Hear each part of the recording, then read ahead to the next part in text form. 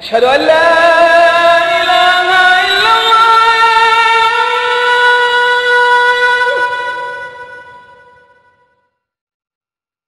أشهد أن لا إله إلا الله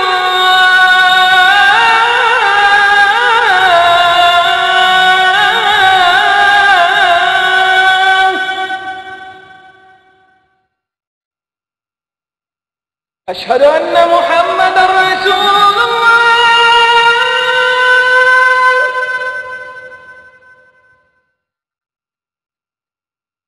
أشهد أن محمدا رسول الله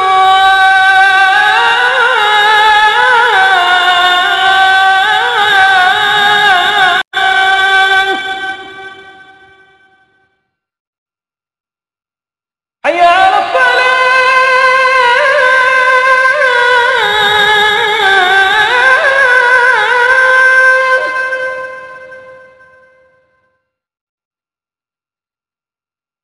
حي على الصلاة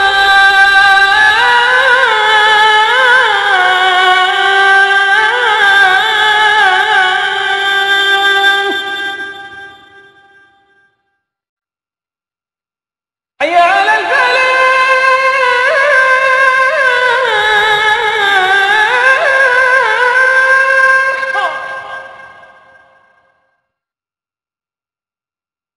حي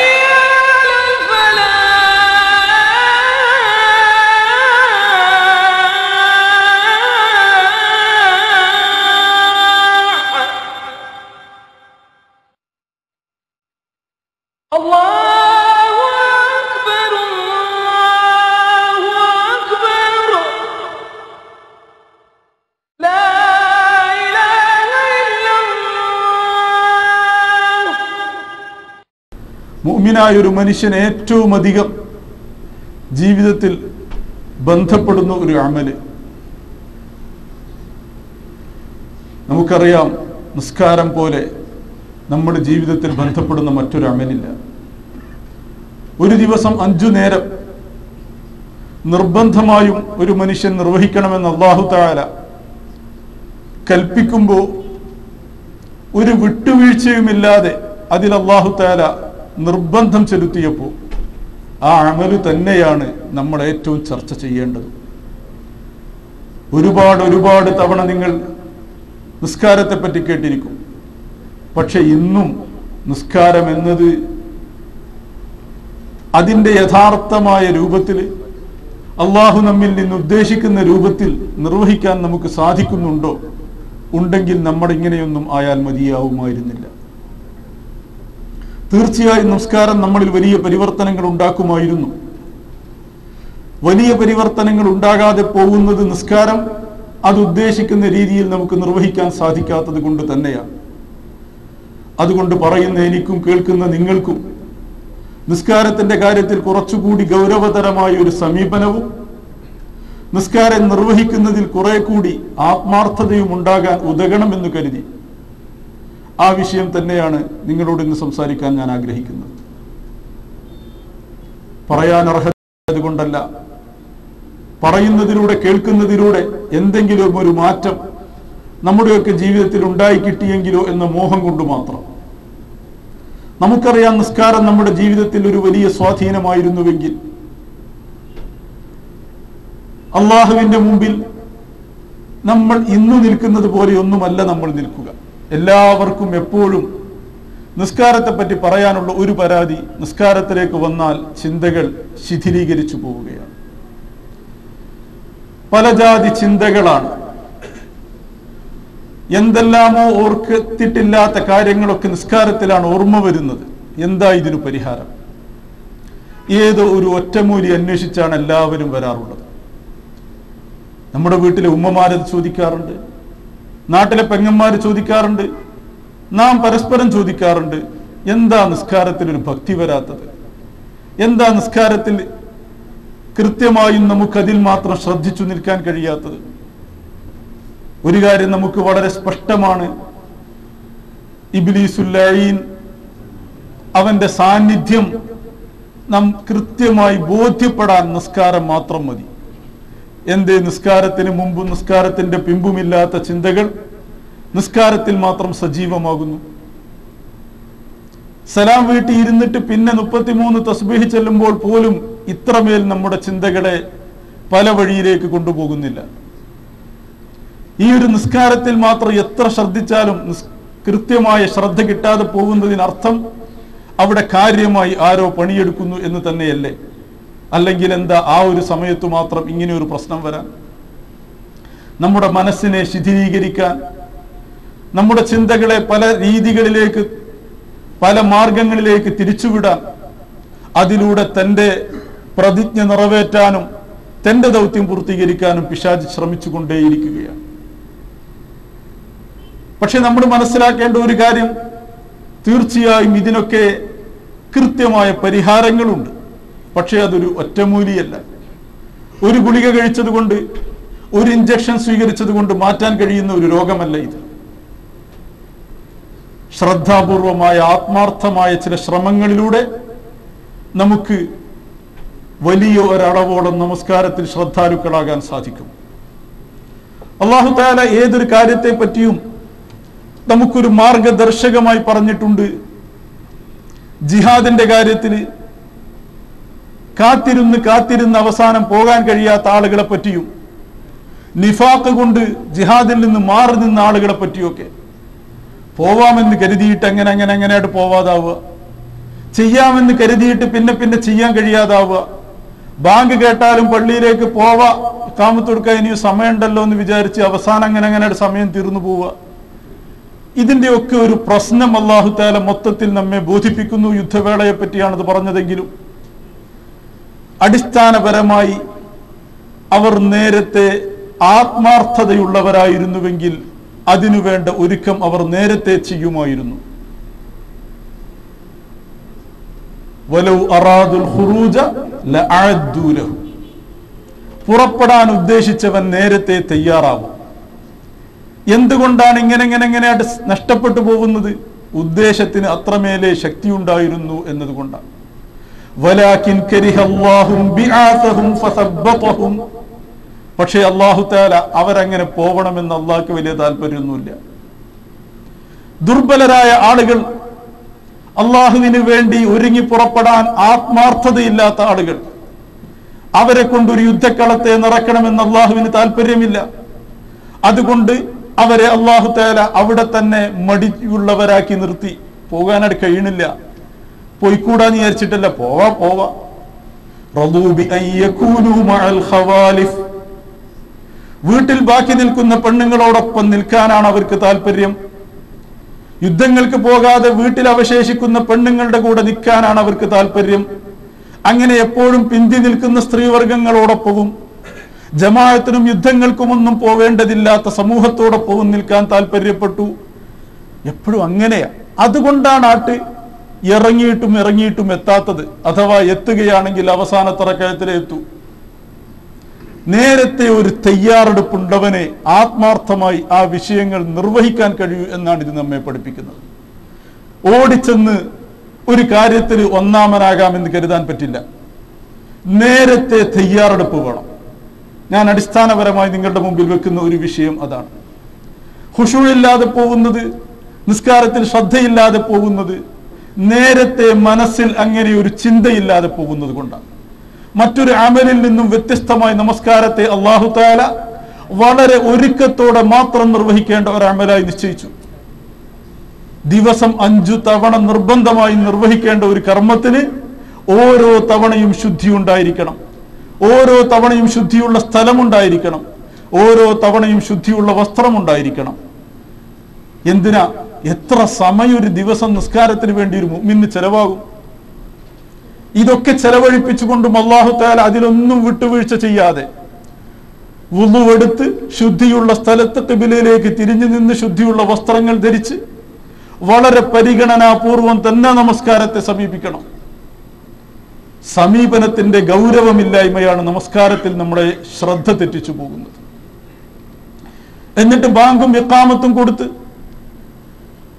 മുൻഫരിദായി നമസ്കരിക്കാൻ പറ്റുന്ന സാഹചര്യങ്ങളിൽ, ബാങ്കും ഇഖാമത്തും കൊടുത്ത് ഒറ്റയ്ക്ക് നമസ്കരിക്കാൻ പറ്റുന്ന സാഹചര്യങ്ങളിൽ അങ്ങനെ ജമാഅത്ത് നിർവഹിക്കേണ്ടടുത്ത് അവിടെയുള്ള ബാങ്കിലും ഇഖാമത്തിനും മറുപടി നൽകിക്കൊണ്ട് അവസാന നിസ്കാരത്തിന് നിൽക്കുന്ന സമയത്ത് പോലും അല്ലാഹുമ്മ ഇന്നി അഊദു ബിക മിൻ ഹമസാത്തി ശയാത്തീൻ റബ്ബി അഊദു ബിക അൻ യഹ്ദുറൂൻ, ശൈത്താന്മാരെ മാറ്റി നിർത്താനുള്ള ഒരു തീരുമാനം പ്രഖ്യാപിച്ചിട്ടും പ്രാർത്ഥിച്ചിട്ടുമാണ് നിസ്കാരത്തിലേക്ക് ഒരാൾ നിൽക്കേണ്ടത്. ഇതൊന്നുമില്ലാതെ, ഒരു ചിന്തയില്ലാതെ മണ്ടി വന്ന് തക്ബീർ കെട്ടുക, അത് കേവലം ചൊല്ലിപ്പടിച്ച ഒരു വചനം ആവർത്തിച്ചുരുവിടുന്നതിലപ്പുറം മനസ്സിലേക്ക് ഒന്നും കൊണ്ടുവരാതിരിക്കുക. പിന്നെ ആ മനുഷ്യനെ ശൈത്താൻ അവൻ ഉദ്ദേശിച്ച വഴികളിലൂടെ കൊണ്ടുപോകുന്നതിൽ എന്താ അത്ഭുതം. ശൈത്താന്റെ മുമ്പിൽ നമ്മൾ എപ്പോഴും നിർത്താൻ അല്ലാഹു തആല പറഞ്ഞത് അല്ലാഹുവിനെയാണ്. മനുഷ്യന് ശൈത്താനെ പ്രതിരോധിക്കാൻ കഴിയുമായിരുന്നെങ്കിൽ ആ വഴികൾ അല്ലാഹു പറഞ്ഞു തരുമായിരുന്നു. അല്ലാഹു തആല എപ്പോഴും മനുഷ്യനോട് പറഞ്ഞത് ശൈത്താനെ നിങ്ങൾക്ക് പ്രതിരോധിക്കാൻ കഴിയില്ല, എന്നെ ഏൽപ്പിക്കണം എന്നാണ്. അഊദു ബില്ലാഹി മിനശ് ശൈത്വാനിർ റജീം. അല്ലാഹുവിനെ കൊണ്ട് ശൈത്താനെ തൊട്ട് കാവൽ ചോദിച്ചിട്ട് വേണം ഏതൊരു നല്ല അമലും തുടങ്ങാൻ. അങ്ങനെയാണ് ഖുർആൻ പാരായണം ആരംഭിക്കേണ്ടത്. ഫൈദാ ഖറഅ്തൽ ഖുർആന ഫസ്തഇദ് ബില്ലാഹി മിനശ് ശൈത്വാനിർ റജീം. അതുപോലെ നമസ്കാരത്തിന്റെ മുമ്പിൽ തന്നെ നിസ്കാരത്തിന് നിൽക്കുന്ന ഒരു മനുഷ്യൻ ആദ്യമായി അല്ലാഹുവേ, ശൈത്താന്റെ കുതന്ത്രങ്ങളിൽ നിന്ന് ഞാൻ നിന്നോട് കാവൽ ചോദിക്കുന്നു, ശൈത്താന്മാരെ എന്നെ സമീപിക്കുന്നതിൽ നിന്ന് ഞാൻ നിന്നോട് കാവലിനെ ചോദിക്കുന്നു എന്ന് പറഞ്ഞിട്ട് അത് നമസ്കാരത്തിന് നിൽക്കുന്ന സമയത്ത് പറഞ്ഞ് ശൈത്താന്റെ കാര്യം അള്ളാഹുവിനായിട്ട് ഏൽപ്പിക്കുക. പടച്ചോനെ, എൻ്റെ ഈ നമസ്കാരത്തിൽ ശൈത്താൻ എന്നെ വന്ന് കുത്തരുത്, ആക്രമിക്കരുത്, ഇടപെടരുത്. അങ്ങനെ ഒരു ശക്തമായ മറയുണ്ടാക്കിയിട്ട് വേണം നമ്മൾ നമസ്കാരത്തിലേക്ക് പ്രവേശിക്കാൻ. എന്നിട്ട് നല്ല മനസാന്നിധ്യം നിങ്ങൾ തുടക്കത്തിൽ ഉണ്ടാക്കിയാൽ മതി, പിന്നെ അത് ഓട്ടോമാറ്റിക് തുടരും. എവിടെങ്കിലും വെച്ചുണ്ടാക്കിയിട്ട് നടക്കണതല്ലത്. നിസ്കാരം തുടങ്ങുന്നത് ഒരു വലിയ സംഗതിയാണ്. അവിടെ ഗൗരവത്തോടെ തന്നെ അവിടെ സമീപിക്കണം. അതിനർത്ഥം ഒരുപാട് നേരം അല്ലാഹു അക്ബർ എന്ന് പറയണമെന്നല്ല, അത് ശൈത്താനാണ്. വസ്വാസുകളല്ല ഗൗരവം എന്ന് പറയുന്നത്, മനസാന്നിധ്യം വേണം. അള്ളാഹുവിന്റെ മുമ്പിലാണ് ഞാൻ നിൽക്കുന്നത്, രാജാധിരാജനായ റബ്ബിന്റെ മുമ്പിലാണ് നിൽക്കുന്നത്. എന്തിനാണ് ഈ നിർത്തമൊക്കെ? നമുക്കൊരു ദിവസം വരാനുണ്ട്. യൗമ യഖൂമുൻ നാസു ലിറബ്ബിൽ ആലമീൻ. ലോകരക്ഷിതാവായ റബ്ബിന്റെ മുമ്പിൽ നാം നിൽക്കുന്ന ഒരു ദിവസമുണ്ട്. ആ ഒരു ദിവസത്തെ നമ്മൾ മുന്നിൽ കാണണം. എന്തായാലും ഒഴിഞ്ഞു മാറാൻ കഴിയാത്ത, ലോകത്തെ മുഴുവൻ മനുഷ്യനും അള്ളാഹുവിന്റെ മുമ്പിൽ ചെന്ന് നിൽക്കേണ്ടി വരും. അക്കൂട്ടത്തിൽ നിങ്ങളുണ്ടാവും, ഞാനുണ്ടാവും. എല്ലാവരുമുള്ള ഒരു നൃത്തത്തിന് വേണ്ടിയുള്ള ഒരു തയ്യാറെടുപ്പ്. എൻ്റെ പ്രിയപ്പെട്ടവരെ, ഒരു റിപ്പബ്ലിക് ഡേയില്, ഒരു പരേഡില് പ്രസിഡന്റിന്റെ മുമ്പിൽ ഒരിക്കൽ നിൽക്കാൻ എത്ര സമയത്ത് റിഹേഴ്സൽ നടത്തിയിട്ടാ നമ്മുടെ പട്ടാളക്കാരും അതുപോലുള്ള ആളുകളും എത്ര റിഹേഴ്സലാ നടത്തുന്നത്. ഓടിച്ചെന്നാൽ നിൽക്കല്ലോ. ഏതൊരു വലിയ നൃത്തത്തിനും ആദ്യം ഒരുപാട് റിഹേഴ്സലുകൾ നമ്മൾക്ക് ചെയ്തുകൂടെ? ലോകത്തെ മുഴുവൻ മനുഷ്യനും അവരുടെ ഖാലിഖിന്റെ മുമ്പിൽ നിൽക്കുന്ന ഒരു ദിവസം, ആ ദിവസത്തിൽ അള്ളാഹുവിന്റെ മുമ്പിൽ മനസ്സമാധാനത്തോടെ നിൽക്കാൻ, അള്ളാഹുവിനെ മാത്രം മനസ്സിൽ കേന്ദ്രീകരിക്കുന്ന ആ ദിവസം, നിർഭയനായി വഹും മിൻ ഫസഇൻ യൗമഇദിൻ ആമിനൂൻ, അന്നവർ എല്ലാവിധ ഭയപ്പാടുകളിൽ നിന്നും നിർഭയരാണെന്ന് പറയുന്ന കൂട്ടത്തിൽപ്പെടാൻ. മറ്റു മനുഷ്യരൊക്കെ പേടിച്ച് വിറച്ച് ആകാശത്തേക്ക് കണ്ണു തള്ളിപ്പോകുന്ന ആ ദിവസം നിർഭയനായി നിൽക്കണമെങ്കിൽ എൻ്റെ പ്രിയപ്പെട്ടവരെ, ദുനിയാവില് അള്ളാഹുവിന്റെ മുമ്പിൽ നിൽക്കണം. ചടങ്ങുകൾ കൊണ്ടായില്ല, അള്ളാന്റെ മുമ്പിലാ നിൽക്കുന്നത്. ആ നിൽക്കുന്ന സമയത്ത് അല്ലാഹു അക്ബർ എന്ന് പറഞ്ഞ് തുടങ്ങണം നമ്മുടെ മനസ്സിന്റെ സാന്നിധ്യം. നിയ്യത്തിലൂടെ നാം നേടിയെടുത്ത ഈ മനസാന്നിധ്യം ഞാൻ അള്ളാഹിന്റെ മുമ്പിൽ അള്ളാഹുവിന് സമർപ്പിക്കുകയാണ്. അള്ളാഹുവിന് വേണ്ടി എനിക്ക് നിർണയിക്കപ്പെട്ട ഇന്നാലിന്ന ഫർളായ നമസ്കാരം നിർവഹിക്കുന്നു എന്ന് മനസ്സിൽ കൊണ്ടുവന്നു. അത് മനസ്സിൽ അവൻ ശരിയായും ബോധിച്ചുകൊണ്ട് അങ്ങനെ അല്ലാഹു അക്ബർ എന്ന് പറയുമ്പോൾ ലോകത്തെ മറ്റെല്ലാ വസ്തുക്കളെയും മനസ്സിൽ നിന്ന് മായ്ക്കാൻ ഈ ഒരു വാക്കുമതി. അള്ളാഹുവാണ് അക്ബർ, ഏറ്റവും വലിയവൻ. ആർക്കാ ഇതിന്റെ അർത്ഥം അറിയാത്തത്? എന്തേ ആ അർത്ഥം ഒന്ന് മനസ്സിൽ കൊണ്ടുവരാൻ നമുക്ക് കഴിയാതെ പോകുന്നു? ഒരു അല്ലാഹു അക്ബർ എന്നതിലപ്പുറം അതിനെപ്പറ്റി ചിന്തിച്ചിട്ടാണോ പല തക്ബീറത്തുൽ ഇഹ്റാമും? എന്താ ഒരല്പ ശ്രദ്ധ കൊടുത്തിട്ട് എന്നിട്ട് നമ്മൾ പരാതി പറയാം നിസ്കാരത്തിൽ ശ്രദ്ധ കിട്ടണില്ല. അവനവന്റെ പാർട്ട് നിർവഹിക്കണം, അവനവൻ ചെയ്യേണ്ടത് ചെയ്യണം, എന്നിട്ടാണ് പരാതി പറയേണ്ടത്. നമ്മളൊന്നും ചെയ്യാതെ മനസ്സ് മുഴുവനും നിസ്കാരത്തിൽ കേന്ദ്രീകരിക്കണമെന്ന് പറഞ്ഞാൽ നടക്കുന്ന കാര്യമല്ല. നമ്മൾ ആദ്യം ശുദ്ധീകരിക്കണം, കൃത്യമായും ശുദ്ധീകരിക്കുന്നിടത്ത് തന്നെ തുടങ്ങണം. തോന്നിയ മാതിരി വുളു എടുത്തിട്ട് നിസ്കരിച്ചത് കൊണ്ട് നിസ്കാരത്തിൽ ശ്രദ്ധ ഉണ്ടാവില്ല. നബി സല്ലല്ലാഹു അലൈഹി വസല്ലം തങ്ങൾ വളരെയധികം പുണ്യപ്പെട്ടു പറഞ്ഞ കാര്യങ്ങള് പ്രയാസങ്ങളുള്ള സമയത്തും വളരെ കൊടും തണുപ്പുള്ള സമയത്തും അത്തരം സന്ദർഭങ്ങളിൽ പോലും വുളു സമ്പൂർണമായി എടുക്കുന്നവർക്കുള്ള പുണ്യം ഹദീസുകളിൽ കാണാം. വുളുവിൽ ഒരിക്കലും കക്കാതെ, വുളുവിൽ ഒരിക്കലും കുറവ് വരുത്താതെ സമ്പൂർണമായി വുളു എടുത്തുകൊണ്ട് സമ്പൂർണമായ ശുദ്ധിയോടെ നിസ്കാരത്തിന് നിൽക്കുമ്പോൾ ഖുദൂ സീനതകും ഇൻദ കുല്ലി മസ്ജിദ്, അല്ലാഹു തആല പറഞ്ഞു, നിങ്ങൾ നിസ്കരിക്കുന്ന സ്ഥലത്തൊക്കെ നിങ്ങളുടെ അലങ്കാരം സ്വീകരിക്കണം.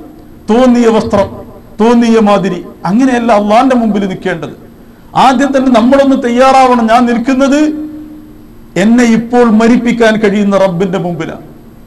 ഞാൻ നിൽക്കുന്നത് ലോകം മുഴുവൻ എന്നെ ആക്രമിക്കാൻ വന്നാലും എന്നെ തടുക്കാൻ കഴിയുന്ന റബ്ബിന്റെ മുമ്പിലാണ്. എന്റെ ജീവനും എന്റെ മഹ്യായ വമമാത്തി, ജീവനും മരണവും ഏതൊരു റബ്ബിന്റെ കയ്യിലാണോ ആ റബ്ബിന്റെ മുമ്പിലാണ് നിൽക്കുന്നത്. അത് അദബോട് കൂടിയായിരിക്കണം, അത് മാന്യമായ വസ്ത്രത്തോടു കൂടിയായിരിക്കണം. അങ്ങനെ നാം നല്ല വസ്ത്രം ധരിച്ച്, മഹാന്മാരായ സ്വഹാബത്തൊക്കെ അവരുടെ ഏറ്റവും നല്ല വസ്ത്രമായിരുന്നു നമസ്കാരത്തിന് ഉപയോഗിച്ചത്.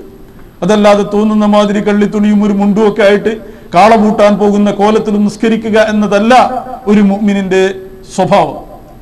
അതൊരു പരിഗണനയോടെ നാം ആദ്യം സമീപിക്കണം. ആ പരിഗണനാപൂർവമായി അള്ളാന്റെ മുമ്പിൽ വന്നു നിന്ന് അല്ലാഹു അക്ബർ എന്ന് പറയുമ്പോൾ ലോകത്തെ മറ്റെന്തിനേക്കാളും വലുത് അള്ളാഹുവാണെന്ന് വെറുതെ പറയല്ല. എന്തിനാണ് ഈ സ്പെസിഫിക് ആയിട്ട് ഈ സ്ഥലത്ത് ഇത് പറയുന്നത്? അള്ളാഹു അക്ബർ എന്ന് വിശ്വസിച്ചവനല്ലേ മുഅ്മിൻ? അള്ളാഹു അക്ബർ, അള്ളാഹുവിനേക്കാൾ വേറെ ഒരാൾ വലിയവനാണ് എന്ന് കരുതുന്നവൻ ഒരിക്കലും മുഅ്മിനാവാൻ കഴിയില്ല. അതുകൊണ്ട് നമസ്കരിക്കുന്നവൻ മുഅ്മിനാണ്, അള്ളാഹുവാണ് ഏറ്റവും വലിയവൻ എന്നവൻ നേരത്തെ അംഗീകരിച്ചവനുമാണ്. എന്നിട്ടും എന്തേ ഇവിടെ അത് പറയാൻ കാര്യം? പിന്നെ എന്തിനാ ഇവിടെ അത് പറയാൻ കാര്യം? ഇനി ദിക്റിന്റെ മഹത്വം കൊണ്ടാണെങ്കിൽ ഏറ്റവും മഹത്വമുള്ള ദിക്ർ അല്ലാഹു അക്ബറിനേക്കാൾ മഹത്വമുള്ള ദിക്റുണ്ടല്ലോ. അഫ്ളലു മാ ഖുൽതു അന വന്നബിയ്യൂന മിൻ ഖബ്ലി ലാ ഇലാഹ ഇല്ലല്ലാഹ്. ഞാനും എന്റെ മുമ്പ് കഴിഞ്ഞുപോയ മുഴുവൻ പ്രവാചകന്മാരും പറഞ്ഞ വചനങ്ങളിൽ ഏറ്റവും ശ്രേഷ്ഠമായത് അത് അല്ലാഹു അക്ബർ എന്നല്ല പറഞ്ഞത്, അത് ലാ ഇലാഹ ഇല്ലല്ലാഹയാണ്. എന്തേ നമസ്കാരം ലാ ഇലാഹ ഇല്ലല്ലാഹ് കൊണ്ട് തുടങ്ങിക്കൂടെ? ഏറ്റവും പുണ്യമുള്ള വചനമായത് കൊണ്ടല്ല അല്ലാഹു അക്ബർ അവിടെ തെരഞ്ഞെടുത്തത്. ആ മനുഷ്യന്റെ മുമ്പിൽ മറ്റെല്ലാം ചെറുതായിരിക്കണം, അള്ളാഹു മാത്രമായിരിക്കണം. ഇനി ദുനിയാവിൽ അവൻ എന്തെല്ലാമായി ഇടപെട്ടോ അത് ആ ഇടപാടുകൾ മുഴുവൻ അവസാനിച്ചുകൊണ്ട് അല്ലാഹു അക്ബർ, അള്ളാഹുവാണ് ഏറ്റവും വലിയവൻ. ഇനി തൽക്കാലം എന്റെ മനസ്സിൽ മറ്റൊരു ചിന്തയുമില്ല എന്നാക്കി തീർക്കാനാണ്. അതിന് നമ്മളൊന്ന് ശ്രമിക്കണം. മനസ്സ് പിന്നെയും പോവും. ഞാൻ പറയുന്നത് അങ്ങനെ അല്ലാഹു അക്ബർ പറഞ്ഞാൽ പിന്നെ മനസ്സെങ്ങോട്ടും പോകില്ല. പക്ഷെ ആദ്യം നമ്മളൊന്ന് ശ്രമിക്കണ്ടേ, റൂട്ടിലേക്ക് കൊണ്ടുവരാൻ ശ്രമിക്കണ്ടേ. ഒരു റൂട്ടിലേക്ക് കൊണ്ടുവന്നതിന് ശേഷം പോകുന്നത് രണ്ടാമത് തിരിച്ചു കൊണ്ടുവരാം. പക്ഷെ ഒരിക്കലും റൂട്ടിൽ കയറാതെ, ഒരിക്കലും വഴിയിൽ കയറാതെ സഞ്ചരിക്കുന്ന പല നമസ്കാരങ്ങളുമാണ് നമ്മുടെ നിസ്കാരങ്ങൾ. ആദ്യമായി നമ്മൾ റൂട്ടിലൊന്ന് കയറ്റുക, അല്ലാഹു അക്ബർ, ഒരല്പം സമാധാനത്തോടെ ചിന്തിച്ചുകൊണ്ട് അല്ലാഹു അക്ബർ എന്ന് പറയുക. ആ സമയത്ത് നമ്മുടെ മനസ്സിൽ അല്ലാഹു അല്ലാത്ത ഒന്നും വരാതെ അല്ലാഹുവാണ് ഏറ്റവും വലിയവൻ. അതുകൊണ്ട് എന്തെല്ലാം തിരക്കുണ്ടെങ്കിലും എന്തെല്ലാം പ്രശ്നമുണ്ടെങ്കിലും അതൊന്നും അള്ളാഹുവിനേക്കാൾ വലുതല്ല. ഇപ്പോൾ ഞാൻ ഏറ്റവും വലിയവന്റെ മുമ്പിലാണ്, അതുകൊണ്ട് അതിൽ താഴെയുള്ളതൊന്നും ശ്രദ്ധിക്കുന്നില്ല എന്ന ആ ഒരു ചിന്തയോടെ നമസ്കാരത്തിലേക്ക് പ്രവേശിക്കുക. നമ്മൾ വിചാരിക്കരുത് നമസ്കാരം കേവലം ഒരു ചടങ്ങാണ്. അത് അള്ളാഹുവുമായുള്ള ഒരു മുനാജാത്താണ്. അള്ളാഹുവുമായി അടിമക്ക് ദുനിയാവിൽ തന്നെ അഭിമുഖമായി നിൽക്കാൻ അള്ളാഹു നൽകിയ ഒരു അവസരമാണ്. ഏറ്റവും വലിയൊരു നിഅമത്താണ് അടിമക്ക് റബ്ബ് നൽകിയ ഏറ്റവും വലിയ നിഅമത്ത്. അതുകൊണ്ടാണ് നമസ്കാരത്തിൽ അല്ലാഹു തആല ഒരു സൃഷ്ടിയോടും ബന്ധപ്പെടാൻ അനുവദിക്കാത്തത്. റസൂലുള്ളാഹി സ്വല്ലല്ലാഹു അലൈഹി വസല്ലമ തങ്ങൾ ഒഴിച്ച് മറ്റൊരു സൃഷ്ടിയോടും ബന്ധപ്പെടാൻ നമസ്കാരത്തിൽ അനുമതിയില്ല. ഉമ്മ വിളിച്ചാൽ മറുപടി പറയാൻ പറ്റില്ല, വാപ്പ വിളിച്ചാൽ, ഉസ്താദ് വിളിച്ചാൽ, ഷെയ്ഖ് വിളിച്ചാൽ, ആര് വിളിച്ചാലും ഉത്തരം ചെയ്യാതെ അവിടെയൊക്കെ അല്ലാഹു അക്ബർ. ഏത് വലിയ ആളെക്കാളും വലിയവൻ അല്ലാഹുവാണ്. അതുകൊണ്ട് അവർക്കൊന്നും ഇവിടെ ഇടപെടാൻ അവസരം അല്ലാഹു തആല കൊടുത്തിട്ടില്ല. പിന്നെ ആ നമസ്കാരം അവസാനിക്കുന്നത് നിങ്ങൾ ആലോചിക്കുക. പലപ്പോഴും നമ്മൾ പറയാറുള്ളതാണ് അസ്സലാമു അലൈക്കും വറഹ്മത്തുള്ളാഹി എന്ന് പറഞ്ഞിട്ട് നമസ്കാരം അവസാനിക്കുന്നത്. ദുആകൾ അവസാനിക്കുന്നത്, സദസ്സുകൾ അവസാനിക്കുന്നത് സ്വലാത്തിലിട്ടാണ്. പക്ഷെ നിസ്കാരം അവസാനിക്കുന്നത് അസ്സലാമു അലൈക്കും വറഹ്മത്തുള്ളാഹി എന്ന് പറഞ്ഞിട്ടാണ്. സ്വലാത്ത് അതിന്റെ മുമ്പ് വരുന്നുണ്ട്. പക്ഷെ അവസാനിപ്പിക്കുന്നത് നിസ്കാരത്തിൽ നിന്ന് ഒരാൾക്ക് പുറത്തു വരണമെങ്കിൽ അത് മനുഷ്യനോട്, സൃഷ്ടിയോട് അഭിമുഖമായി സംസാരിക്കുന്ന ഒരു സ്വഭാവം ഉണ്ടാക്കിയിട്ടാണ്. അസ്സലാമു അലൈക്കും. എന്താ അസ്സലാമു അലൈക്കും? പലപ്പോഴും ഞാൻ ഇതുപോലുള്ള ക്ലാസ്സുകളിൽ അത് സൂചിപ്പിച്ചതാണ്. അസ്സലാമു അലൈക്കും എന്ന് പറയുന്നതിന്റെ പ്രസക്തി നിങ്ങളത് പലപ്പോഴും കേട്ടതുമായിരിക്കും. എന്താ അവിടെ ഒരു പ്രസക്തി? തൊട്ടടുത്തിരിക്കുന്നവനോട് പെട്ടെന്നൊരു സലാം, ഇതുവരെ തൊട്ടടുത്തിരിക്കുന്ന സദസ്സിൽ സ്വഫിൽ ഒന്നിച്ചിരിക്കുന്നവനോട് ഇപ്പൊരു സലാം. ഇങ്ങനെ ഇരിക്കുന്നതിനിടയിൽ നിങ്ങൾ പരസ്പരം സലാം പറഞ്ഞാൽ അതിലെന്ത് കൗതുകമുള്ളത്? അതിന് സാങ്കത്യമില്ല. ആളുകൾ സംശയിക്കും, എന്താ പയ്യാക്ക്, എന്തേ നിസ്കാരത്തിന്റെ സമയത്ത് ഇതുവരെ അടുത്തുണ്ടായിരുന്നവനോട് പെട്ടെന്നൊരു അസ്സലാമു അലൈക്കും വറഹ്മത്തുള്ളാഹി വലത്തോട്ടും ഇടത്തോട്ടും തിരിഞ്ഞ്? സാധാരണ സലാം ഇസ്ലാം ശർആയി കൽപ്പിച്ചത് ആളുകൾ പുതിയതായി കണ്ടുമുട്ടുമ്പോഴോ വേർപിരിയുമ്പോഴോ ആണ്. കണ്ടുമുട്ടൽ ആവർത്തിച്ചാലും സലാം ചൊല്ലണം എന്നാണ്. എത്രത്തോളം രണ്ടാൾക്കിടയിൽ ഒരു മരം തടസ്സമായി രണ്ടാമത് കാണുകയാണെങ്കിൽ സലാം ചൊല്ലൽ സുന്നത്തുണ്ട്. കണ്ടുമുട്ടൽ ആവർത്തിക്കുമ്പോഴൊക്കെ സലാം ചൊല്ലാം. എങ്കിലും ഒരു പുതിയ സമാഗമം വേണം, അല്ലെങ്കിൽ വേർപാട് വേണം. അവിടെയാണ് സലാം. ഒന്നിച്ചിരിക്കുന്നിടത്ത് സലാമില്ല. പിന്നെ എന്തുകൊണ്ട് ഇവിടെ സലാം ഉണ്ടായത്? ഇതൊരു പുതിയ കണ്ടുമുട്ടല. അടുത്തൊരാൾ ഇരിക്കുന്നു എന്നല്ലാതെ അയാളുടെ സാന്നിധ്യത്തിൽ നിന്നൊക്കെ നാം അകന്നകന്നു പോയിരുന്നു. അയാളുടെ സാന്നിധ്യത്തിലാണ് നമ്മൾ എന്നത് തിരിച്ചറിയുന്നത് നിസ്കാരത്തിൽ നിന്ന് തിരിച്ചു വരുമ്പോഴാണ്. ഇങ്ങനെ ഇവിടെ ഒരാളുണ്ടായിരുന്നു, ആ നിങ്ങൾ ഇവിടെ ഉണ്ടോ എന്ന ഒരു ധാരണയെ പോലെയാണ് അസ്സലാമു അലൈക്കും വറഹ്മത്തുള്ളാഹി. അടുത്തിരിക്കുന്നവനെ അറിയുന്നില്ല. കാരണം നാം ആത്മീയമായ യാത്ര നടത്തിയിരിക്കുക. ഒരു ആത്മീയമായ യാത്രയിൽ നിന്ന് തിരിച്ചു വരിക. ഓരോ മുസ്ലിമിന്റെയും മേറാജാണ് നമസ്കാരം. അതുകൊണ്ടാണത് മേറാജിന്റെ രാത്രിയിൽ തന്നെ നിർബന്ധമാക്കിയത്. എല്ലാവരെയും ആകാശത്തേക്ക് കൊണ്ടുപോയി സിദ്റത്തുൽ മുന്തഹയിലേക്കും അതിനപ്പുറത്തേക്കും കൊണ്ടുപോവാൻ ദുനിയാവിലെ സംവിധാനങ്ങൾ കൊണ്ട് അല്ലാഹു ഉദ്ദേശിച്ചിട്ടില്ല. ദുനിയാവിലെ സംവിധാനങ്ങൾ നിലനിർത്തുമ്പോൾ മനുഷ്യന്റെ ഭൗതിക ജഡങ്ങളെ, എല്ലാ മനുഷ്യന്റെയും ഭൗതിക ജഡങ്ങളെ ആകാശങ്ങളിലേക്ക് കൊണ്ടുപോവാൻ പറ്റില്ല. അതിന് പറ്റുന്ന ഏക വ്യക്തിയായ ഹബീബായ റസൂലുള്ളാഹി സ്വല്ലല്ലാഹു അലൈഹി വസല്ലമ തങ്ങളെ ആകാശലോകങ്ങളിൽ കൊണ്ടുപോയി ബാക്കിയുള്ള ഉമ്മത്തിന് മുഴുവനും മേറാജ് വേണം. അവരുടെ മേറാജായി അവർക്ക് നൽകിയത് റബ്ബിന്റെ മുമ്പിൽ സ്വയം സമർപ്പിച്ചു നിൽക്കാനുള്ള നമസ്കാരമാണ്. ആ നിസ്കാരത്തിലൂടെയാണ് അല്ലാഹുവുമായുള്ള മുനാജാത്ത്. അതുകൊണ്ട് ആ മറ്റൊരു ഇബാദത്തും ദുനിയാവിൽ നൽകിയപ്പോ ജിബ്രീൽ അലൈഹിസ്സലാമിനെ പറഞ്ഞയച്ച് ദുനിയാവിലേക്ക് കൊടുത്തയച്ചപ്പോ ഇത് അല്ലാഹു തആല അങ്ങോട്ട് വിളിച്ചു വരുത്തി.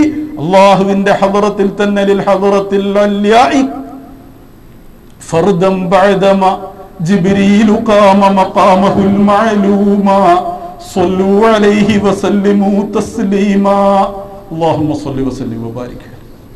ഹദറത്തുൽ അല്യാഇലേക്ക് ജിബ്രീൽ പോലും തനിക്ക് നിശ്ചയിക്കപ്പെട്ട സ്ഥലത്ത് നിന്നിട്ട് ഇനി ദഅനി തഖദ്ദം യാ ഹബീബി ലാ തഖഫ് അബ്ശിർ തുനാജി റബ്ബകൽ ഖയ്യൂമ. എന്നെ ഇവിടെ വിട്ടു പോവുക ഹബീബായ പ്രവാചകരെ, അങ്ങ് ഭയപ്പെടേണ്ട, അബ്ശിർ സന്തോഷമായിരിക്കണം. കാരണം തുനാജി റബ്ബകൽ ഖയ്യൂമ, ഖയ്യൂമായ റബ്ബിനോടുള്ള മുനാജാത്തിനാണ് അങ്ങ് പോകുന്നത്. അതുകൊണ്ട് റബ്ബിന്റെ മുനാജാത്ത്, ആ മുനാജാത്തിൽ ലഭിച്ചതാണ് ഉമ്മത്തിന് മുനാജാത്തിന്റെ അവസരം. നബി സല്ലല്ലാഹു അലൈഹി വസല്ലമ തങ്ങൾ ഒറ്റയ്ക്ക് പോയി വാങ്ങിക്കൊണ്ടുവന്നത്. ജിബ്രീൽ അലൈഹിസ്സലാമിന് പോലും പ്രവേശനം നിഷേധിക്കപ്പെട്ടിടത്ത് നബി സല്ലല്ലാഹു അലൈഹി വസല്ലമ തങ്ങൾക്ക് മാത്രമായി അല്ലാഹു തആല അനുവദിച്ച സ്ഥലങ്ങളിൽ വെച്ചാണ് നിസ്കാരം കൊടുത്തത്. ആ നിസ്കാരത്തിൽ അല്ലാഹു തആല ഒരു സൃഷ്ടിയോട് മാത്രം അഭിമുഖമായി സംസാരിക്കാൻ അവസരം കൊടുത്തു. അസ്സലാമു അലൈക അയ്യുഹൻ നബി. ഈ നിസ്കാരത്തിൽ നാം മനസ്സിലാക്കേണ്ടത് രണ്ടു കാര്യങ്ങളാണ്. ഒന്ന്, അല്ലാഹുവിന്റെ മഹൗന്നത്യം. അല്ലാഹു അക്ബറിലൂടെ തുടങ്ങുന്ന ലോകത്തെ എല്ലാ സംഗതികളുമായി ബന്ധം വിച്ഛേദിച്ചുകൊണ്ട് അള്ളാഹുവിന്റെ മുമ്പിൽ മാത്രം പഞ്ചപുച്ഛമടക്കി സാഷ്ടാംഗം നമിച്ചു നിർവഹിക്കുന്ന ഒരു നിസ്കാരം. ആ നിസ്കാരത്തിൽ റബ്ബിന്റെ പരമൗന്നത്യം നമ്മൾ മനസ്സിലാക്കുകയാണ്. അതോടൊപ്പം ആ ഒരു സൃഷ്ടിക്കും പ്രവേശനം നൽകാത്തിടത്ത്, അല്ലാഹു തആല ജിബ്രീൽ അലൈഹിസ്സലാമിന് പോലും പ്രവേശനം നൽകാത്തിടത്ത് ഹബീബായ റസൂലിന് പ്രവേശനം നൽകി. ആരാ പ്രവാചകൻ? മറ്റാർക്കും കിട്ടാത്ത ആ സ്ഥലത്തേക്ക് നമ്മൾ ആലോചിക്കണം. മുഖറബായ മലക്ക് വഹി കൊടുക്കണമെങ്കിൽ ജിബ്രീൽ അലൈഹിസ്സലാമിലൂടെയാണ് അല്ലാഹു തആല സാധാരണ പ്രവാചകന്മാർക്ക് ഏറ്റവും കൂടുതൽ വഹി നൽകിയത്. അങ്ങനെ വഹ്യ് കൊണ്ട് ഏൽപ്പിക്കപ്പെട്ട ഏറ്റവും മുഖറബുൽ അംലാക്കായ മലക്ക് ജിബ്രീൽ അലൈഹിസ്സലാം.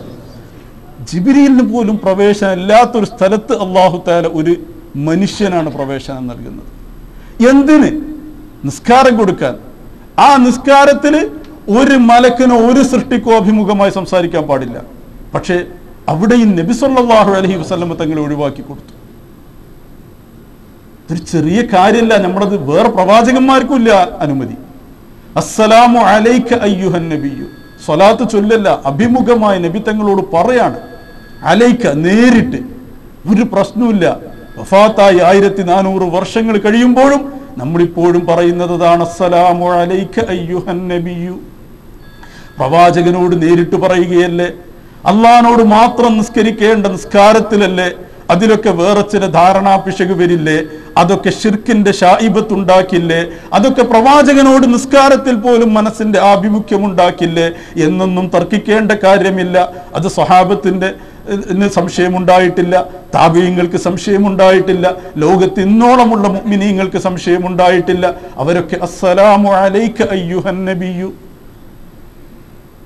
നിസ്കാരം കൊണ്ട് നമ്മൾ ഈ രണ്ടു കാര്യങ്ങൾ അറിയുന്നു. ഒന്ന് അള്ളാഹുവിന്റെ പരമൗന്നത്യം, രണ്ടാമത്തേത് വറഫഅനാ ലക ദിക്റക എന്ന് അല്ലാഹു തആല പറഞ്ഞ അങ്ങയുടെ ശ്രുതിയെ നാം അങ്ങേക്ക് ഉയർത്തി തന്നിരിക്കുന്നു എന്ന് നബി സല്ലല്ലാഹു അലൈഹി വസല്ലമ തങ്ങളോട് അല്ലാഹു പറഞ്ഞപ്പോ എവിടെയെല്ലാം ഞാൻ അനുസ്മരിക്കപ്പെടുന്നുവോ, എവിടെയെല്ലാം ഞാൻ പറയപ്പെടുന്നുവോ, നിങ്ങളും പ്രവാചകരെ അങ്ങും അവിടെയെല്ലാം പറയപ്പെടുമെന്ന് അല്ലാഹു തആല പറഞ്ഞതാണ്.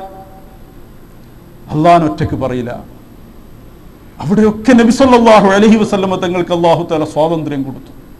അതുകൊണ്ട് ഈ നിസ്കാരത്തിലേക്ക് നാം പ്രവേശിച്ചു കഴിഞ്ഞാൽ പിന്നെ അസ്സലാമു അലൈക്കും എന്ന് പറഞ്ഞിട്ട് നിസ്കാരത്തിൽ നിന്ന് പുറത്താകുമ്പോഴേ മറ്റു സൃഷ്ടികളോട് ബന്ധപ്പെടാൻ അനുമതിയുള്ളൂ. അത്ര പരിശുദ്ധമായൊരു നിസ്കാരത്തിൽ എങ്ങനെയാണ് നമ്മുടെ മനസ്സുകൾ ഇങ്ങനെ ശിഥിലമായി പോവുക? അല്ലാഹു അക്ബറിന്റെ അർത്ഥം ചിന്തിച്ചതിനു ശേഷം നാം പിന്നെ ഇഫ്തിതാഹിന്റെ ദുആ ചെയ്യണം. ചെയ്യാതെ ശ്രദ്ധ കിട്ടില്ല പറഞ്ഞിട്ട് കാര്യമില്ല. ചെയ്യാനാണല്ലോ ഇതൊക്കെ സുന്നത്താക്കിയത്. വജ്ജഹ്തു വജ്ഹിയ ലില്ലദീ ഫതറസ് സമാവാതി വൽ അർദ്. എവിടേക്കാ നമുക്ക് ഈ ഓടിപ്പോവാനുള്ളത്? എന്താ വജ്ജഹ്തു ഒക്കെ ഒന്ന് മനസ്സിരുത്തി ഓതിയിട്ട് അങ്ങനെയൊക്കെ ചെയ്യുകയാണെങ്കിൽ തന്നെ അള്ളാന്റെ മുമ്പിൽ ഒരു നിസ്കാരം നിർവഹിച്ചു എന്ന സന്തോഷം ഉണ്ടാവുള്ളൂ. എന്തായാലും ഒരു ദിവസം ഒരുപാട് നേരത്തിന് മെനക്കെടുന്നെ വേണം. പിന്നെന്തിനാ അതൊരു കോലം കെട്ട കോലത്തിലാക്കണത്? നമുക്ക് അങ്ങനെ ചിന്തിച്ചൂടെ? ഇതിൽ നിന്നൊക്കെ കുറെ കട്ടാൽ നബി സല്ലല്ലാഹു അലൈഹി വസല്ലം പറഞ്ഞു ഏറ്റവും വലിയ കളവ് നിസ്കാരം കക്കലാണ്. വലിയ കളവ് അതാണ്. എന്താ ഇതിൽ നിന്ന് കട്ടിട്ട് കിട്ടാൻ പോണ എത്ര മിനിറ്റാ? എന്താ നിസ്കരിക്കുന്നവരെ പറ്റിയാണ് ഞാനീ പറയുന്നത്. നിസ്കരിക്കുന്നവർക്ക് എന്തായാലും ഇതിന് ഒതുണ്ടാക്കണം, മെനക്കെടണം, കുറച്ച് സമയമൊക്കെ ചെലവഴിക്കണം. പിന്നെ ഒരു ധൃതി പിടിച്ച നിസ്കാരം, ഇത്രയൊക്കെ നേരം ഒതുണ്ടാക്കി കാത്തിരുന്ന് നിസ്കരിക്കാൻ വേണ്ടിയല്ലേ ഈ പണിയൊക്കെ എടുത്തത്. പിന്നെ അവിടെ വെച്ചിട്ടൊരു കാട്ടിക്കൂട്ടൽ വേണം. എന്താ ഒരല്പ സമയമെടുത്ത് ഓരോന്നിന്റെയും ഇടയിൽ ശക്ത വേണമെന്ന് അല്ലാഹു അക്ബർ എന്ന് പറഞ്ഞിട്ട് ശക്ത വേണം, ഒരു ശ്വാസം വിടണം, അല്ലാതെ ഒറ്റയടിക്കട് പോവല്ല. എന്നിട്ട് വജ്ജഹ്തു വജ്ഹിയ ലില്ലദീ ഫതറസ് സമാവാതി വൽ അർദ് ഹനീഫൻ മുസ്ലിമൻ വമാ അന മിനൽ മുശ്രിക്കീൻ ഇന്ന സ്വലാത്തി വനുസുകി വമഹ്യായ വമമാതി ലില്ലാഹി റബ്ബിൽ ആലമീൻ ലാ ശരീക ലഹു വബിദാലിക ഉമിർതു വഅന മിനൽ മുസ്ലിമീൻ. എനിക്കറിയാം എൻ്റെ മുമ്പിലിരിക്കുന്ന എൻ്റെ പ്രിയപ്പെട്ട പ്രവർത്തകരിൽ ഒരാൾക്ക് പോലും ഇത് അറിയാതിരിക്കില്ല. നമ്മൾ കേരളീയർ അങ്ങനെ ഒരു സൗഭാഗ്യം ചെയ്തവരാ. വജ്ജഹ്തു അറിയാത്ത ആരും ഉണ്ടാവില്ല. പക്ഷെ അർത്ഥം ഓരോ നിസ്കാരത്തിലും മാറുന്നില്ലത്. നമ്മുടെ ജീവിതത്തിൽ നിത്യം കൊണ്ടു നടക്കേണ്ട ഒരു സംഗതി, അതിൻ്റെ അർത്ഥം ഒരിക്കൽ പഠിച്ചൂടെ? എത്രയപ്പോൾ അതിനൊക്കെ സമയം പിടിക്കുക? ദിവസം ഓരോ നിസ്കാരത്തിലും മാറി വരികയാണെങ്കിൽ അതിപ്പോൾ പഠിച്ചിട്ട് കാര്യമില്ല എന്ന് വിചാരിക്കുക, കഴിയില്ല എന്ന് വിചാരിക്കുക. ഒരിക്കലല്ലേ പഠിക്കേണ്ടു വജ്ജഹത്തുവിൻ്റെ അർത്ഥം. അറിയാത്ത ആളുകളുണ്ടെങ്കിൽ ഒന്ന് ശ്രമിച്ചൂടെ നമുക്ക്? എന്നിട്ട് അതൊക്കെ ഒന്ന് മനസ്സിരുത്തിയിട്ട് വജ്ജഹ്തു വജ്ഹിയ ലില്ലദീ ഫതറസ് സമാവാതി വൽ അർദ്, ആകാശഭൂമികളെ പടച്ച അള്ളാഹുവിന് ഞാൻ എൻ്റെ മുഖം തിരിച്ചു നിർത്തുന്നു. അങ്ങനെ അത് പറയുമ്പോൾ അതന്നെ ചിന്തിച്ചൂടെ? എന്തിനാ വേറെ ചിന്തിക്കണം? ശൈത്താൻ തോട്ടിയിട്ട് വലിക്കാണ്. വലിക്കരുത് എന്ന ഒരു വാശിയുണ്ടെങ്കിൽ എങ്ങോട്ടും വലിക്കൂല. ഒരൽപ്പം നമ്മളും ഒന്ന് സ്റ്റേണായിട്ട് നിൽക്കണം. ശൈത്താന് തോന്നിയ മാതിരി വലിക്കാൻ പറ്റുന്ന ഒരു സാഹചര്യം സ്വയം ഉണ്ടാക്കരുത്. ഞാൻ ഈ നിസ്കാരം അള്ളാഹ്ക്ക് നിർവഹിക്കുകയാണ്, അതിൽ മറ്റൊരാൾക്കും കടന്നു വരാൻ കഴിയില്ല എന്ന ഒരു ധീരമായ അസ്മ് നമ്മുടെ മനസ്സിലുണ്ടെങ്കിൽ ശൈത്താന് ഒരു പരിധിയിലപ്പുറം നമ്മെ ബുദ്ധിമുട്ടിക്കാൻ കഴിയില്ല. അത് ശൈത്താൻ നേരത്തെ പറഞ്ഞതാ.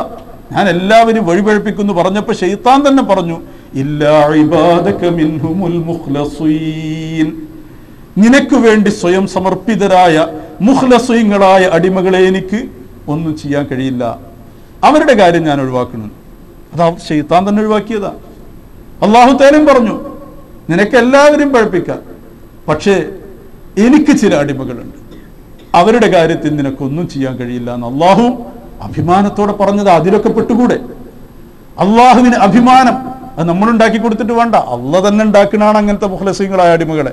അതിൽ പെടാൻ നമുക്കൊന്ന് ശ്രമിച്ചുകൂടെ?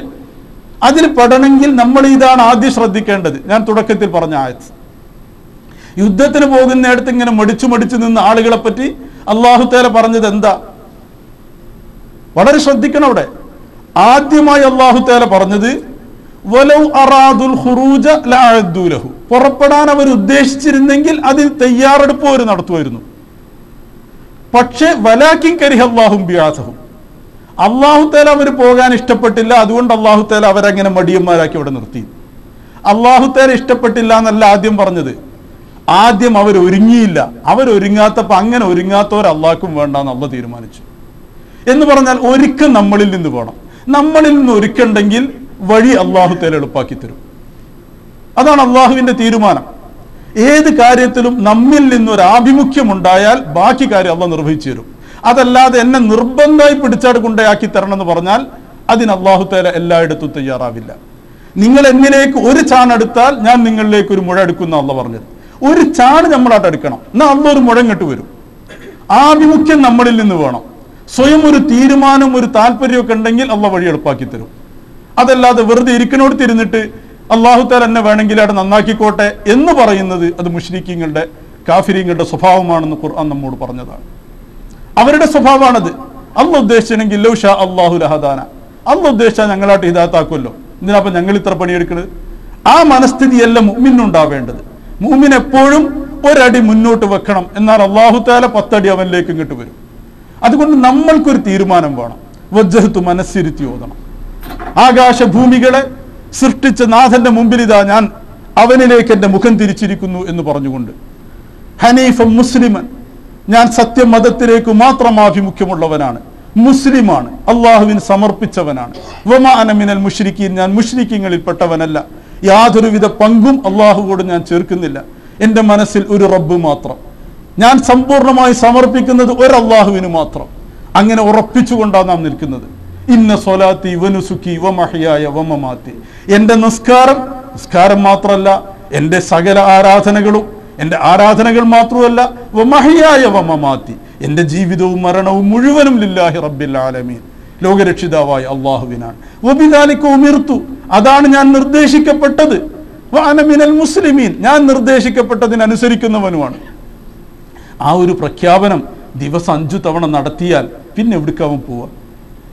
ദിവസം ഒരു തവണ ഇന്ത്യ എൻ്റെ രാജ്യമാണ്, എല്ലാ ഇന്ത്യക്കാരും എൻ്റെ സഹോദരി സഹോദരന്മാരാണ് എന്ന് ഒരു നിശ്ചിത കാലയളവിൽ പറഞ്ഞിട്ട് പോലും നമുക്ക് ആ ഒരു ബോധമല്ലേ? ഒരു പ്രതിജ്ഞയ്ക്ക് അതിൻ്റെ അർത്ഥമുണ്ട്. അർത്ഥമില്ലായിരുന്നുവെങ്കിൽ ഒരുപാട് രാഷ്ട്രീയ പാർട്ടിക്കാരും ഒരുപാട് രാജ്യക്കാരും ഒക്കെ ഈ പ്രതിജ്ഞകളുമായിട്ട് നടക്കൂലല്ലോ. കയ്യൊക്കെ ഇങ്ങനെ നിർത്തിയിട്ട് പലരും പ്രതിജ്ഞ ചെയ്യാറില്ലേ? പ്രതിജ്ഞ മനസ്സുകളിൽ സൂക്ഷിക്കേണ്ടതാണ്.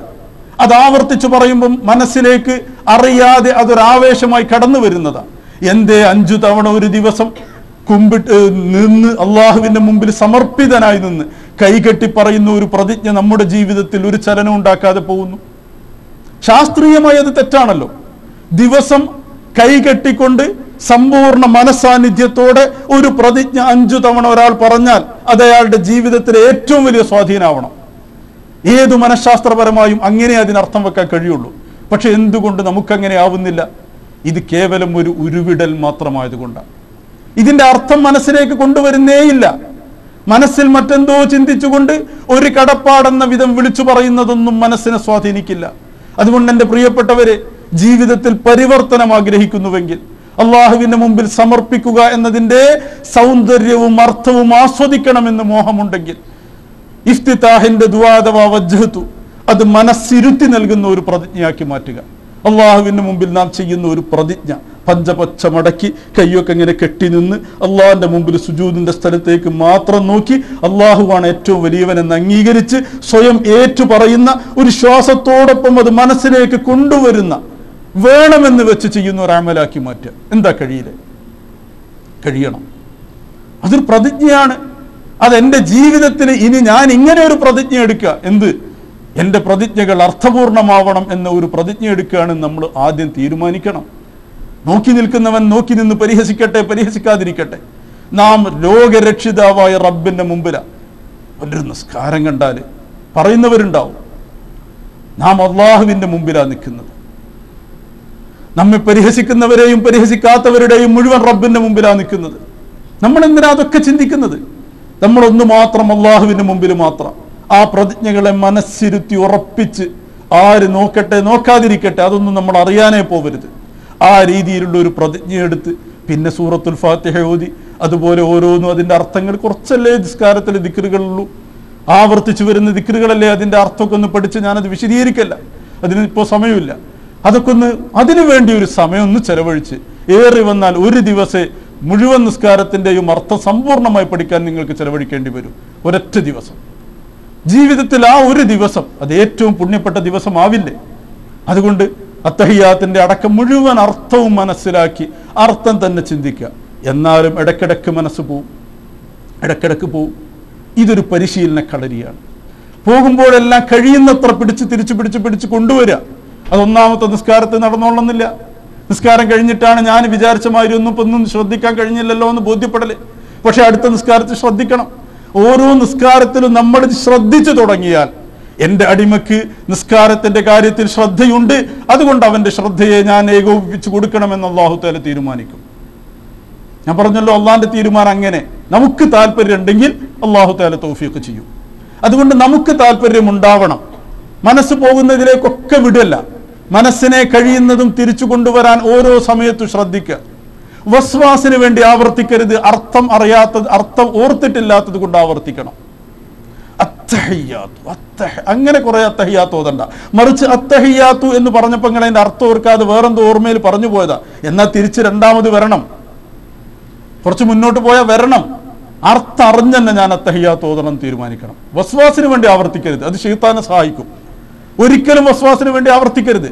വസ്വാസിന് ഒരേ ഒരു ചികിത്സയേ ഉള്ളൂ, അതിനെ പരിഗണിക്കാതിരിക്കുക. ആരെങ്കിലും വസ്വാസ് കൊണ്ട് പരീക്ഷിക്കപ്പെട്ടിട്ടുണ്ടെങ്കിൽ മനസ്സിൽ എഴുതി വെക്കണം, ഒരൊറ്റ ചികിത്സയെ വസ്വാസിന് ഫലിക്കുള്ളൂ, പരിഗണിക്കാതിരിക്കൽ മാത്രം. പരിഗണിച്ച് വസ്വാസിന് ചികിത്സിക്കാൻ കഴിയില്ല. വളരെ പ്രധാനപ്പെട്ട ഒരാൾ എന്നോട് വസ്വാസിനെ പറ്റി പറഞ്ഞപ്പോൾ എനിക്ക് ഏറ്റവും ബന്ധപ്പെട്ട ഒരാൾ, അദ്ദേഹം പറഞ്ഞത്, നിസ്കാരത്തിൽ സുജൂദ് രണ്ടോ ഒന്നോ എന്ന് എനിക്ക് സംശയം വരാൻ തുടങ്ങി. ഞാൻ ഒരു സുജൂദാണോ രണ്ട് സുജൂദാണോ ചെയ്തത്. ആദ്യം 1-2 പ്രാവശ്യമൊക്കെ ഞാൻ പിന്നെ സഹബിന്റെ സുജൂദ് ചെയ്യും. പിന്നെ എനിക്ക് മനസ്സിലായി, എന്താ ഒരു സുജൂദിൽ മാത്രം ഇങ്ങനെ വരുന്നത്, ഇത് നല്ലതിനല്ല, അത് ശൈത്താനിൽ നിന്നാണ്. അതുകൊണ്ട് ഞാൻ തീരുമാനിച്ചു, ഞാനിപ്പോൾ ഒരു സുജൂദേ ചെയ്യണുള്ളൂ. ഞാനൊരു സുജൂദേ ചെയ്യണുള്ളൂ. ആ അധികാരം അള്ളാഹിനോടല്ല, ശൈത്താനോടാ. ശൈത്താൻ തോന്നിക്കാണ്. അതുകൊണ്ട് ശൈത്താനോട് അങ്ങനെയാണ് പറഞ്ഞു, നിനക്കെന്താ വേണ്ടത്, ഞാൻ ഒരു സുജൂദ് ചെയ്യാൻ ഉദ്ദേശിച്ചുള്ളൂ. ആ തീരുമാനം എടുത്തതിനു ശേഷം പിന്നെ ആ സംശയം എനിക്ക് വന്നിട്ടില്ല. ഇത് വളരെ പ്രധാനപ്പെട്ടൊരു പോയിന്റാണിത്. അല്ലാതെ പരിഗണിച്ചുകൊണ്ട് ഒരിക്കലും വസ്വാസിനെ ചികിത്സിക്കാൻ കഴിയില്ല. അവഗണിക്കുക. കാരണം ശൈത്താനിൽ നിന്നാണ് വസ്വാസി എന്നതിൽ ഒരു സംശയമില്ല. അതുകൊണ്ട് തന്നെ ശൈത്താനെ അവഗണിക്കുക. അവിടെ നമ്മൾ അള്ളാഹുവിനെ അനുസരിക്കുക ചെയ്യുന്നത്. അതുകൊണ്ട് തന്നെ അതിനെ പരിഗണിക്കാൻ പോവാതിരിക്കുക. അതുകൊണ്ട് ഇത് ശരിയായോ വലല്ലാ. നമ്മൾ ആലോചിക്കേണ്ടത്, നമ്മൾ പടച്ചവനോട് നിന്ന് പറയാണ്, ഗൈരിൽ മഗ്ദൂബി അലൈഹിം വലല്ലാലിൻ, നിന്റെ കോപത്തിനിരയായവര്, വഴിപിഴച്ചു പോയവര്, അവരുടെ മാർഗത്തിൽ പടച്ചവനെ എന്നെ പെടുത്തരുത് എന്ന് പറയുമ്പോൾ നമ്മുടെ മനസ്സിൽ എന്താ വേണ്ടത്? നിന്റെ കോപത്തിനിരയായവരിലും വഴി കെട്ടുപോയവരിലും പടച്ചവനെ പെടരുത് എന്നാ ചിന്തിക്കേണ്ടത്. അല്ലാതെ വാത് ശരിയാണോ എന്നല്ലല്ലോ ചിന്തിക്കേണ്ടത്. നമ്മുടെ ചിന്ത ശിഥിലമായി പോയത് കൊണ്ടല്ലേ അവിടെ കിടന്ന് കളിക്കേണ്ടി വരുന്നത്. നമ്മുടെ ചിന്ത അതിൻ്റെ മളമൂനിലായിരുന്നുവെങ്കിൽ, നമ്മൾ ആ പറയുന്നതിൻ്റെ അർത്ഥം എന്താണെന്ന് ചിന്തിച്ചിരുന്നെങ്കിൽ ഈ വസ്വാസ് വരുമായിരുന്നില്ല, പദങ്ങളിൽ കിടന്ന് കെട്ടിമറയുമായിരുന്നില്ല. അതുകൊണ്ട് വസ്വാസ് ഒഴിവാക്കുകയും അർത്ഥം ചിന്തിക്കാതെ കഴിഞ്ഞു പോയത് ഫാത്തിഹ ഏതോ ഒരു ഓർമ്മയിൽ ഓതിപ്പോയി, തിരിച്ചു വരണം, രണ്ടാമത് ഓതണം. അപ്പൊ ശൈത്താന് മനസ്സിലാവും, ഞാൻ ഇവനെ വഴിപിഴപ്പിച്ചിട്ട് കാര്യമില്ല, ഇവൻ നിസ്കാരം നന്നാക്കി എന്നെ നിസ്കരിച്ചിട്ടേ അടങ്ങുള്ളൂ. അതുകൊണ്ട് ആ വഴിയിലൂടെ ഇവനെ സമീപിക്കാൻ എനിക്ക് കഴിയില്ല എന്ന് ശൈത്താന് ബോധ്യപ്പെടും. ശൈത്താനെ തോൽപ്പിക്കണമെങ്കിൽ ശൈത്താൻ ഉദ്ദേശിക്കുന്ന വഴികൾക്ക് നാം സഹായകമാവരുത്. അപ്പൊ ആവർത്തിക്കേണ്ടത് വസ്വാസിന് വേണ്ടി ആവരുത്, മറിച്ച് അർത്ഥം ചിന്തിക്കാതെ കടന്നുപോയതൊക്കെ രണ്ടാമത് സമയം എടുത്തിട്ട് വീണ്ടും വരിക. ഈ വഴിയിൽ ഞാൻ എത്ര ശ്രമിച്ചിട്ടും കാര്യമില്ല, അത്ര അധിക സമയം അവൻ അള്ളാഹിന്റെ മുമ്പിലേ നിൽക്കൂ എന്ന് ശൈത്താന് ബോധ്യപ്പെടുത്തുക. ഇന്ന ശൈത്താന ലക്കും അദുവ്വുൻ ഫത്തഖിദൂഹു അദുവ്വ. ശൈത്താൻ നിങ്ങളുടെ ശത്രുവാണ്, ശത്രുവിനെ ശത്രുവായി കാണണം എന്ന് അല്ലാഹു തആല പറഞ്ഞു. അതുകൊണ്ട് അവന്റെ കുതന്ത്രങ്ങളിൽ പെടാതിരിക്കുക. മഹാന്മാരായ ആളുകളൊക്കെ നമസ്കാരത്തിൽ എത്ര ശ്രദ്ധാലുക്കളായിരുന്നു എന്ന് നമ്മൾ ആലോചിക്കണം. നിസ്കാരം എന്നതൊരു മനുഷ്യന്റെ ജീവിതത്തിനെ മുഴുവനും സംശുദ്ധീകരിക്കുന്നതാണ്. ഇന്ന സ്വലാത്ത തൻഹാ അനിൽ ഫഹ്ശാഇ വൽ മുൻകർ. തിന്മകളിൽ നിന്നും തെമ്മാടിത്തങ്ങളിൽ നിന്നും നമസ്കാരം മനുഷ്യനെ വിരോധിക്കുമെന്ന് ഖുർആൻ നമ്മെ പഠിപ്പിച്ചതാണ്. നബി സല്ലല്ലാഹു അലൈഹി വസല്ലം തങ്ങൾ പറഞ്ഞു, മല്ലം തൻഹു സ്വലാത്തുഹു അനിൽ ഫഹ്ശാഇ വൽ മുൻകർ. ഒരാളുടെ നമസ്കാരം അവനെ തിന്മകളിൽ നിന്നും തെമ്മാടിത്തങ്ങളിൽ നിന്നും വിരോധിക്കുന്നില്ലെങ്കിൽ, നിസ്കാരമൊക്കെ നിസ്കരിക്കുന്നുണ്ട്, പക്ഷെ എല്ലാ തെമ്മാടിത്തത്തിലും അവന്റെ പങ്ക് അവൻ നിർവഹിക്കുന്നുണ്ട്. അങ്ങനെയാണെങ്കിൽ ലം യസ്ദദ് മിനല്ലാഹി ഇല്ലാ ബുഅദാ. ആ നിസ്കാരം കൊണ്ടൊന്നും അള്ളാഹുവിനോട് അവൻ അടുപ്പമല്ല, അകൽച്ചയാണ് ഉണ്ടാക്കിയത്. അള്ളാഹുവിനോട് അടുക്കാൻ ഏറ്റവും നല്ല അമല് നിസ്കാരമാണ്. അഖ്റബു മാ യകൂനുൽ അബ്ദു മിർ റബ്ബിഹി വഹുവ സാജിദ്. ഒരാൾ അള്ളാഹുവോട് ഏറ്റവും അടുത്ത് നിൽക്കുന്നത് അവൻ സുജൂദ് ചെയ്യുമ്പോഴാണെന്ന് ഹബീബുൽ വറ റസൂലുള്ളാഹി സ്വല്ലല്ലാഹു അലൈഹി വസല്ലമ തങ്ങൾ നമ്മെ പഠിപ്പിക്കുകയാണ്. എന്റെ പ്രിയപ്പെട്ടവരെ, സുജൂദിലൂടെ റബ്ബിനോട് ഏറ്റവും അടുക്കാൻ കഴിയുമെന്ന് നമ്മൾ ആലോചിക്കണം. ആ സുജൂദ് നമ്മൾ കേവലം കോഴി കൊത്തുന്നത് പോലെയാക്കരുതെന്ന് ഹബീബായ റസൂല് സ്വല്ലല്ലാഹു അലൈഹി വസല്ലമ തങ്ങൾ നമ്മോട് പറഞ്ഞതാണ്. കോഴി കൊത്തുന്ന അരി വെറുതെ കൊത്തിങ്ങട് പുന്ത, അങ്ങനെ ആക്കരുത് എന്ന് പറഞ്ഞിട്ട് പിന്നെ എന്തിനാ നമ്മൾ ആക്കണത്? എന്താന്ന് കുറച്ച് സമയമൊക്കെ ഒന്ന് എടുത്തിട്ട് അള്ളാഹിന്റെ മുമ്പിൽ ഒരല്പം ഒരു ശ്വാസമൊക്കെ ഒന്ന് വിട്ട് അല്ലാഹു അക്ബർ എന്ന് പറഞ്ഞ് സുജൂദിലേക്ക് ചെല്ലുമ്പോൾ സമ്പൂർണമായും എല്ലാടും വിടുകയാണല്ലോ. അതിനല്ല അല്ലാഹു അക്ബർ കുമ്പിടുമ്പോഴോ അതാണല്ലോ പറഞ്ഞത്. അള്ളാഹുവാണ് പരമോന്നതൻ എന്ന് പറഞ്ഞിട്ടാണ് നമ്മൾ നിലത്തട് കിടക്കുന്നത്, നെറ്റിന് മണ്ണിലാട് വെക്കുന്നത്. എന്നിട്ടൊരു ശ്വാസമൊക്കെ വിട്ടിട്ട് സുബ്ഹാന റബ്ബിയൽ അഅ്ലാ, പരമോന്നതനായ എൻ്റെ റബ്ബ് അത്യധികം പരിശുദ്ധനാണ് എന്നാണ് പറയുമ്പോൾ നമ്മൾ ഏറ്റവും താഴ്ന്ന ഒരവസ്ഥയിൽ നിന്നുകൊണ്ട് അഅ്ലയായ റബ്ബിനെ പറ്റിയാണ് നമ്മൾ പറഞ്ഞത്. ആ ഒരു അകലം നമ്മുടെ മനസ്സിൽ കൊണ്ടുവരണം. വെറുതെ ചൊല്ലല്ല. അഅ്ല അവിടെ കണ്ടല്ലേ നിങ്ങൾ, ഏറ്റവും ഓരോന്നിനും ഏറ്റവും യോജിക്കുന്ന ദിക്റുകളാണ് നിസ്കാരത്തിലുള്ളത്. നമ്മൾ നിലത്ത് കിടക്കുന്നതിനേക്കാൾ താഴാൻ ഒരു മനുഷ്യന് കഴിയില്ല. നെറ്റി നിലത്ത് വെക്കുകയാണ്. അത്രയും താഴ്ന്നു കിടന്നുകൊണ്ട് ഏറ്റവും ഉന്നതനായ റബ്ബിന്റെ പരിശുദ്ധിയെ പറ്റിയാണ് നമ്മൾ പറയുന്നത്. സുബ്ഹാന റബ്ബിയൽ അഅ്ല. ഇതൊക്കെ പറയുമ്പോൾ കിടിലം കൊള്ളണ്ടേ മനസ്സ്? അതൊക്കെ ഒന്ന് ചിന്തിച്ചിട്ട് ഇതിങ്ങനെ ശ്വാസം വിടലൊക്കെ ഇടയ്ക്ക് വെച്ച, സത്യത്തിൽ ഇതിനൊക്കെ ഒരു സമയമുണ്ടല്ലോ. ഇതങ്ങനെയല്ല ചെയ്യല്. അല്ലാഹു അക്ബർ എന്ന് പറഞ്ഞെടുത്ത് ഒരു ശ്വാസം വിടുക, അവിടെ അല്ല വിടുക. ഇതിങ്ങനെ പറഞ്ഞുകൊണ്ട് പോകല. ഓരോന്നും ചെയ്ത് അതൊന്ന് നിന്നിട്ട് സുജൂദിലേക്കാട് പോയിട്ട് അല്ലാഹു അക്ബർ പറഞ്ഞൊന്ന് ശ്വാസം വിടുക. അതുകൊണ്ടൊന്നും ഒരുപാട് സമയം വ്യത്യാസം വരില്ല. എന്തായാലും ശ്വാസം വിടാതെ നിസ്കരിക്കാൻ കഴിയില്ല. ഒറ്റ ശ്വാസത്തിൽ ആർക്കും നിസ്കരിക്കാൻ കഴിയില്ല. ശ്വാസമൊക്കെ വിടേണ്ടി വരും. പക്ഷെ അതൊക്കെ ഒന്ന് അതിന്റെ സമയത്ത് വിട്ടാൽ മതി. അല്ലാഹു അക്ബർ എന്ന് പറഞ്ഞിട്ടൊന്ന് ശ്വാസം വിട്ടിട്ട് ഒന്ന് ചിന്തിക്കുക, ഞാനിപ്പോൾ സുജൂദിലാണ്, അള്ളാഹിന്റെ മുമ്പിലാണ്. സുബ്ഹാന റബ്ബിയൽ അഅ്ല. മനസ്സിൽ അതൊക്കെ കൊണ്ടുവന്നിട്ട് അതവിടെ പറയാം. അതങ്ങനെ 3 പ്രാവശ്യം പറയുമ്പം അപ്പം നമുക്ക് തോന്നും 3 അല്ല കുറച്ചുകൂടി പറയണം. മഅ്മൂം അല്ലെങ്കിൽ പറയാം 5 പ്രാവശ്യം പറയാം, 7 പ്രാവശ്യം പറയാം, 9 പ്രാവശ്യം പറയാം, 11 പ്രാവശ്യം വരെ പറയാം. സുന്നത്താണ്. റുക്കൂയിലെയും സുജൂദിലെയും ഒക്കെ ദിക്റുകൾ 11 പ്രാവശ്യം വരെ പറയൽ സുന്നത്തുണ്ട്. ഏറ്റവും ചുരുങ്ങിയത് 1, പൂർണ്ണതയിൽ ഏറ്റവും ചുരുങ്ങിയത് 3, സമ്പൂർണമായത് 11. അപ്പം അതുകൊണ്ട് മഅ്മൂമാകുമ്പോൾ അങ്ങനെ വൈകാൻ പാടില്ല. ഇമാമിനോടൊപ്പം ഏകദേശമൊക്കെ ഇമാമിനോടൊപ്പം പോകണം. അപ്പം അല്ലാത്ത സമയത്താണെങ്കിൽ നിങ്ങൾക്ക് തന്നെ തോന്നും എനിക്കിത് പറഞ്ഞാൽ പോരാ, നമുക്കൊരു ലഹരിയായി അത് മാറും. അള്ളാഹിന്റെ മുമ്പിൽ അങ്ങനെ സുബ്ഹാന റബ്ബിയൽ അഅ്ലാ എന്ന് പറഞ്ഞ് കിടക്കാൻ. ഇനി 11 കഴിഞ്ഞിട്ട് രാത്രിയിലൊക്കെ നിസ്കാരങ്ങളിലാണെങ്കിൽ എത്രയും നിങ്ങൾക്ക് ദിക്റുകളാവാം, എത്രയും ദുആയാവാം. അറബി നിസ്കാരത്തിൽ പറ്റുള്ളൂ എന്ന് മാത്രം. അറബി ഭാഷയിൽ എത്രയും ദുആ ചെയ്യാം. ഒരു മനുഷ്യൻ അള്ളാഹുവോട് ഏറ്റവും ദുആ ചെയ്യാൻ നല്ലതും സുജൂദിലാണ്. അതുകൊണ്ട് അങ്ങനെ ദുആയിലായിട്ട് റബ്ബിന്റെ മുമ്പിൽ സ്വയം സമർപ്പിതനായിട്ട് അവിടെ കിടക്കുകയാണ്. പിന്നെ ആ മനുഷ്യനെ അവിടുത്തെ ഉയർത്തുന്നത് അല്ലാഹു അക്ബർ എന്നത് മാത്രം. അല്ലെങ്കിൽ എണീക്കാൻ തോന്നൂല. അല്ലാഹു അക്ബർ എന്ന് പറഞ്ഞുകൊണ്ടോ വീണ്ടും അള്ളാഹുവിന്റെ മഹോന്നതത്തെ പ്രഖ്യാപിച്ചുകൊണ്ട് എഴുന്നേൽക്കുകയാണ്. അങ്ങനെ ഓരോ അമലും, ഞാനതിന് ഓരോന്നിനും വിശദീകരിക്കണില്ല, ഓരോ നിസ്കാരത്തിന്റെ ഭാഗങ്ങളും ശ്രദ്ധാപൂർവം നിർവഹിച്ചാൽ അത് ഒരു ദിവസം 1ാമത്തെ നിസ്കാരത്തിലൊന്നും ശരിയാവൂല. പരിശീലനങ്ങളിലൂടെ നമുക്ക് അങ്ങനെയാക്കി എടുത്താൽ നിസ്കാരം വല്ലാത്ത ഒരു അനുഭവവും ആനന്ദവുമായി മാറും. അല്ലെങ്കിലോ അല്ലെങ്കിൽ നിസ്കാരം അല്ലാഹു തആല പറഞ്ഞല്ലോ വഇന്നഹാ ലകബീറത്തുൻ ഇല്ലാ അലൽ ഖാശിഈൻ الذين يظنون أنهم ملاقو ربهم وأنهم إليه راجعون